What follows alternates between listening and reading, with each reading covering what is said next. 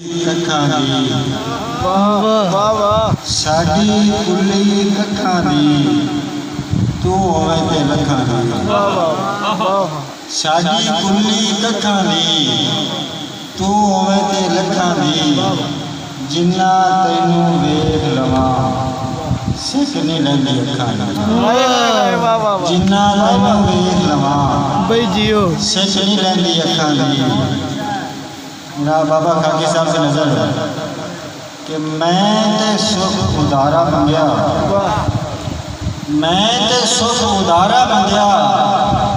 मैं नहीं तक हजारा मंगया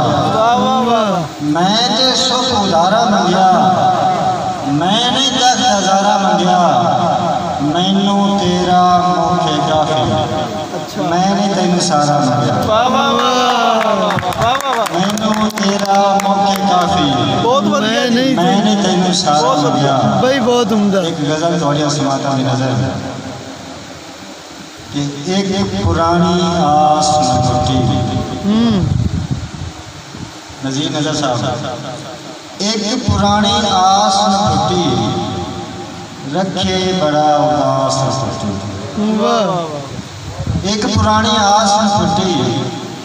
रखे बड़ा उदास न टूटी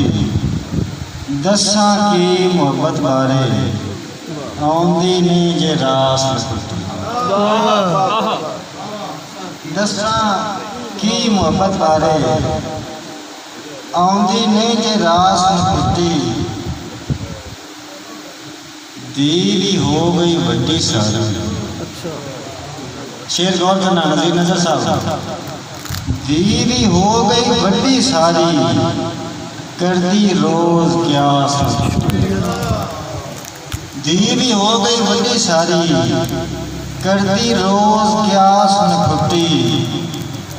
बख्तां दी रानी भी आई हो गई पक्षी वास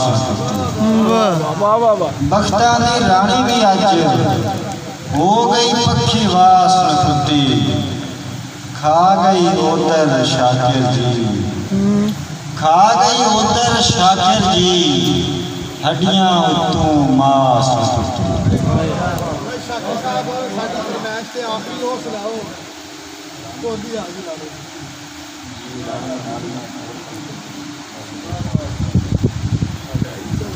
भूलती नहीं पई माई करते पे सलाह सी राती रल के दोवें भाई वड्डे आख्या निक्के लो भाई भूलती नहीं पई माई ये भी उन्हें दसिया मैं ते दारू ले ले थका राती बुरड़ी सौन नहीं देती मैं तेरा डाका इनू हुण 2-4 दिहाड़े ले जा अपने कोल निक्के आख्या कंधा नूं भी कन आउंदे ने बैड़िया हौली बोल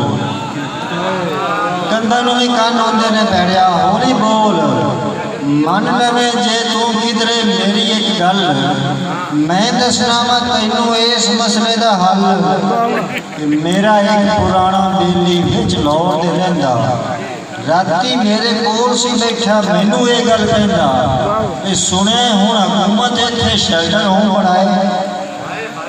सुने हुण हुकूमत इत्थे शेल्टर होम बनाए किन्ने लोकी उत्थे अपने माँ प्यो छड्ड के आए किन्ने लोकी उत्थे अपने माँ प्यो छड्ड के आए ये भी सुनिया उत्थे बड़ा रखते हैं ख्याल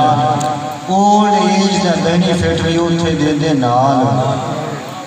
वो कहंदा कि मैं ते कहना बुरड़ी कोलों बोए दा टप्पा अपने नाम कराइए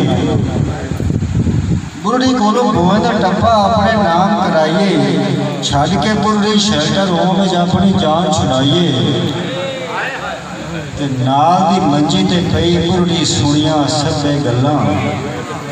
डक ना सकी अखियां विचों हंजुआं दी ओ छल्लां